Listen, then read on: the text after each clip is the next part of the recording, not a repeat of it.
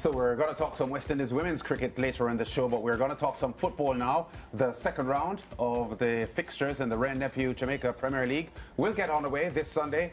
And if the first round was anything to go by, we should be seeing some exciting stuff and nothing short of more pulsating action. Let's first look at how the table is shaping up following the first 13 rounds of matches. Mount Pleasant, former champions, at the top, just by a point on 28 points over Arnett Gardens on 27. Montego Bay United and Waterhouse just a further 2 points back. Joint third, Montego Bay with a superior goal difference holding third. Cavalier and Portmore United are the teams occupying fifth and sixth. So just 6 points separating the top six teams at the moment. Dunbeholden, Tivoli Gardens and Vere United along with Racing United some way off the playoff positions. Humberland and Malines bottom of the table at the moment. And now the fixtures which will open the round: Dunbeholden, Arnett Gardens, Chapleton Maroons, Harbour View, Mount Pleasant, Portmore United, Waterhouse Racing United. And in two SportsMax games, this will be Sunday, Malines against Tivoli Gardens and Cavalier, the reigning champions, taking on Humberland. And then on Sunday, we have, on Monday night game, Montego Bay United taking on Vere United. That will be live on SportsMax. With us to preview these games, plus the outlook for the entire round, is our in-house football analyst, Lige Williams. Lige, let's start with Mount Pleasant, since they're the hot team at the moment on a 4-game winning streak and boasting the best unbeaten record at the moment, 6 games without a loss, and top of the table. Yeah, they're playing some really good football. They've actually scored, I believe, 21 goals in their last 6 games. They've really hit some really serious form when it comes on to attacking, and they've been keeping clean sheets as well. So I think this Mount Pleasant team, they're hitting form. I wouldn't say necessarily at the right time, but they're definitely hitting form, and form that many other teams haven't hit so far this season. They've scored more goals than everyone in the league so far. By far. Yeah, by quite some distance. They actually have a better goal difference at this point than they did at the end of last regular season after 26 games. So they're really going at a frightening pace, especially in attack. So I think it's going to be a tough afternoon for Portmore United when they face off. But Portmore United, I think they've been much more impressive than I expected them to be, especially after they would have lost to Mount Pleasant in the opening game of the season. I expected them to not be this good, to be frank, but I think they've adjusted well. They've changed their system around, reverting to what they would have done really well last season. And I think that this Portmore team will be a much tougher game for Mount Pleasant, but I'd still give Mount Pleasant edge in their game coming up this Sunday. Yeah, so how good has Portmore been, Lige? Because you did suggest that you didn't expect them to be doing as well. I think they've lost just 1 of their last 11 games, and they did start the season unsteadily because of their coaching issues. So good on them that they're holding a playoff spot at the moment and winning a lot more than losing. Yeah, I think initially, you know, obviously at the start of the season we would have seen a lot of coaching changes, and Portmore United were one of those teams who had a coaching change. If you would cast our minds back, it was Davian Ferguson at the helm, and then right before the start of the season he would have swapped over to Rudolph Austin, who was set to be the assistant coach for the season. And I think that really unsettled the preparation for the season. And Rudolph Austin, I assume, based on the conversations I've had with him and the coaching staff, they came out and they wanted to see, or wanted to carry over the system that they were training with for most of pre-season, that Davian Ferguson system, playing 4 at the back and, you know, a lot more fluid movement tactically.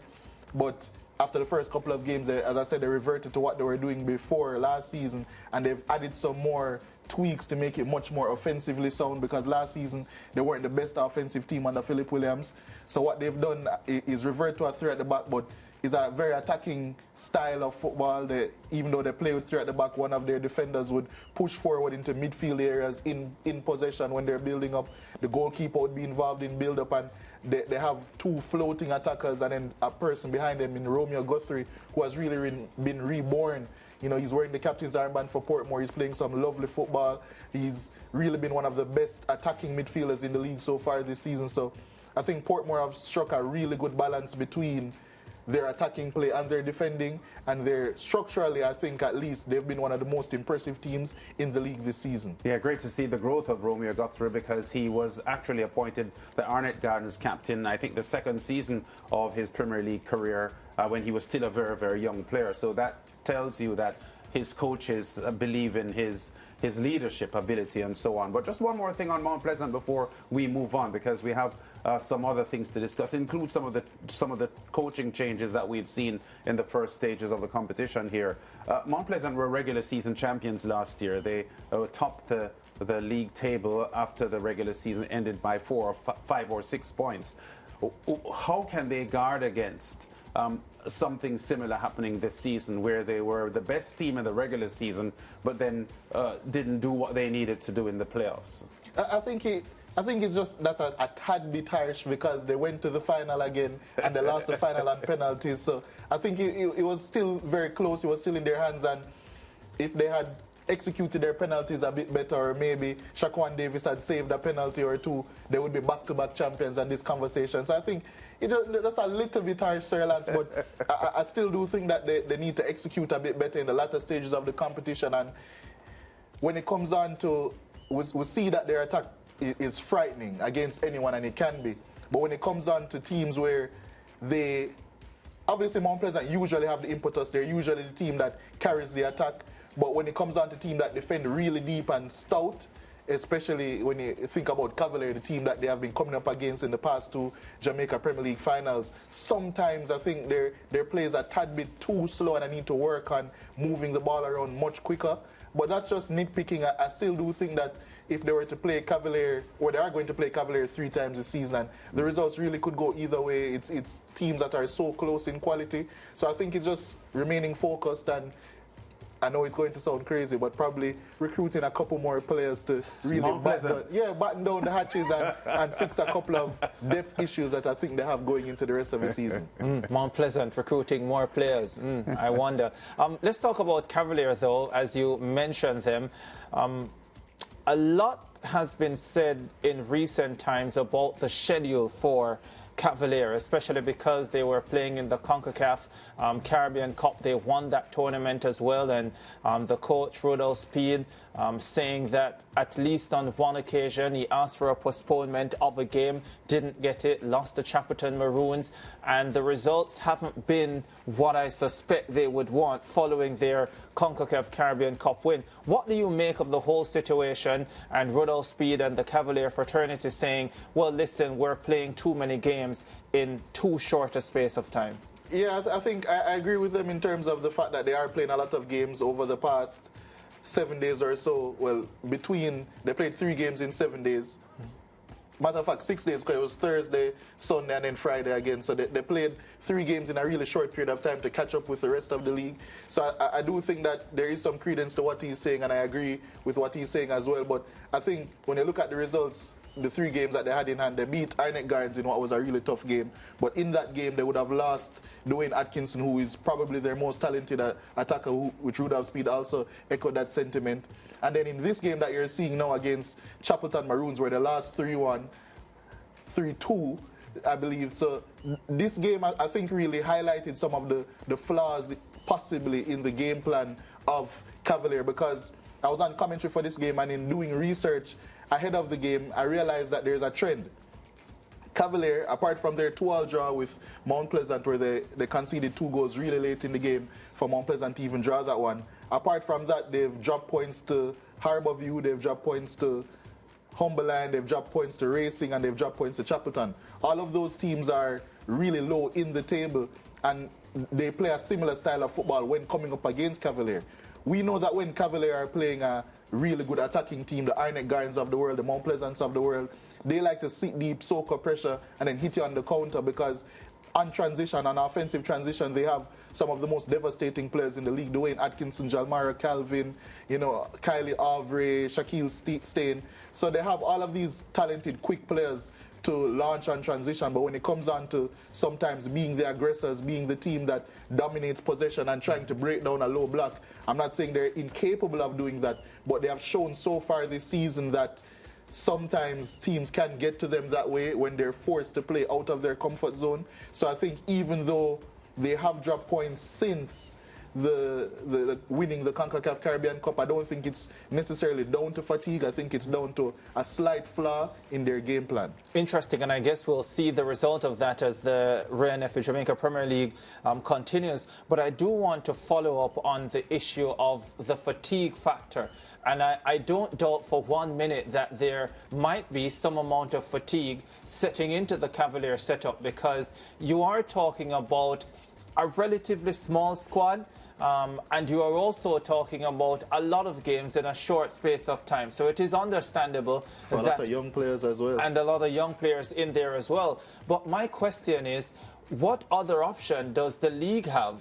And is it unusual for teams who are, let's say, playing multiple competitions at once to end up playing 3 games across a 7-day period? No, it's not unusual, and as I said, even though I agree with Cavalier that they are playing a lot of games, because that's just a fact. That's what I'm trying to understand, exactly what you agree with. So I agree that they are playing a lot of games. That's a fact. They are playing a lot of games, but from a league perspective, as I said, what can the league do? Because you have to bear in mind the reason why Cavalier had the games in hand in the first place is because the league gave them weeks off so that they could get ample time to prepare for those Caribbean Cup games. So the games have to be played, and if they were to continue the league and allow it to move on without Cavalier being on the same number of games as the rest of the opposition, it could have created an imbalance, especially with the number of teams in the league. So I understand from both points. If I was a coach, I would be complaining. But if I was the commissioner of the league, I would say,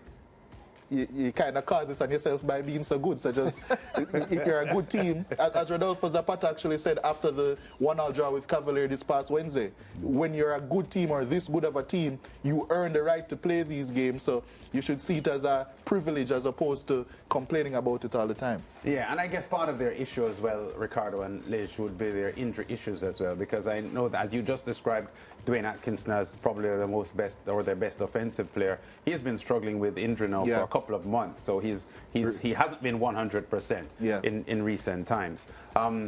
Waterhouse, talk to us quickly about Waterhouse. Between 2018 and 2021, they played 3 consecutive Premier League finals and lost, and they've reached the semis the last two of the last 3 seasons.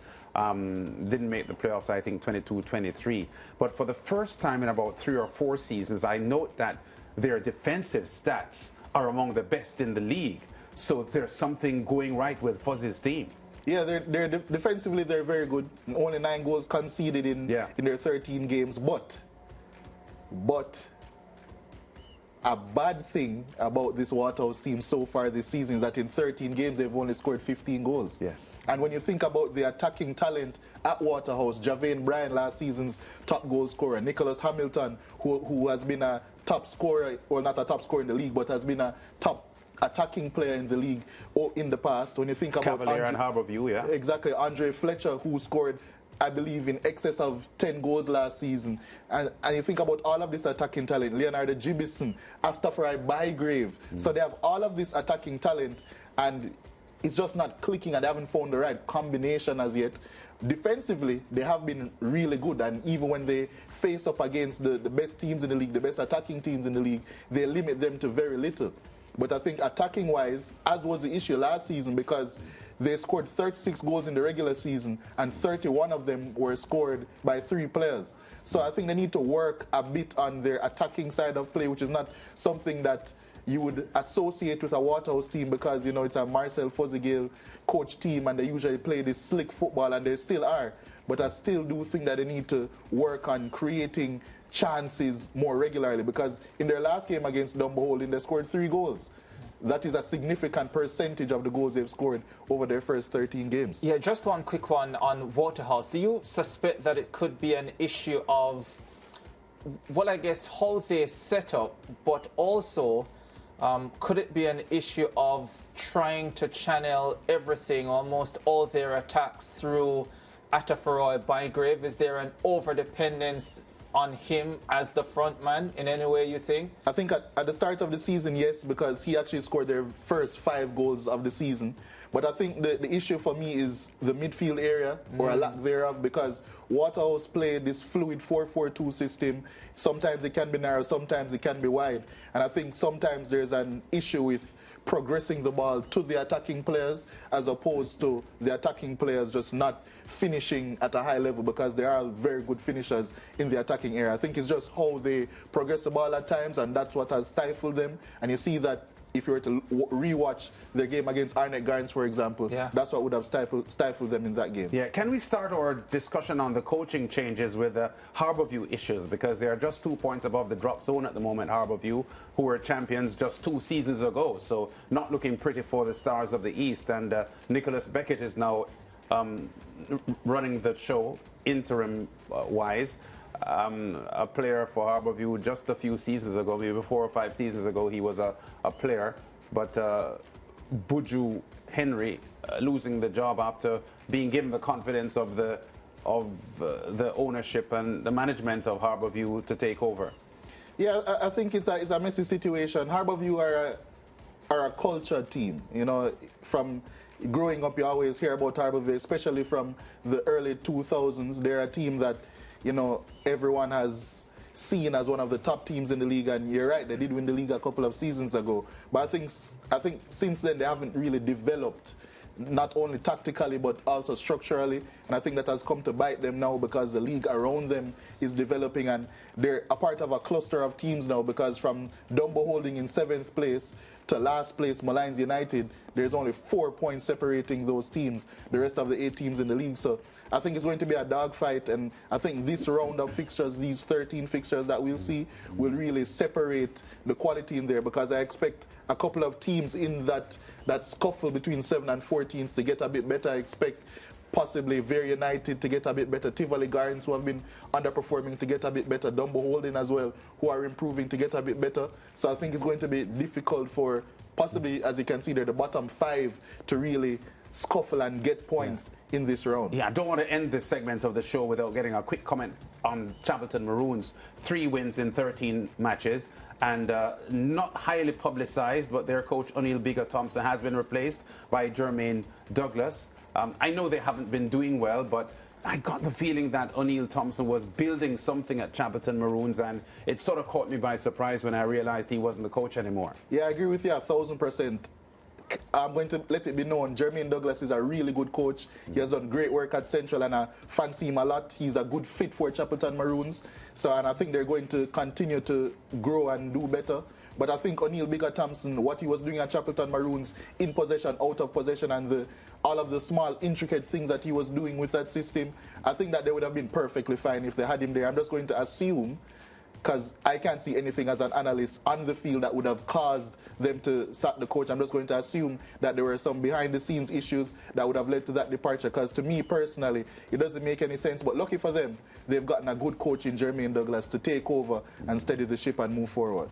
Yeah. Okay. You guys didn't talk about my Arnett Gardens, but that's fine. We're in 2nd position.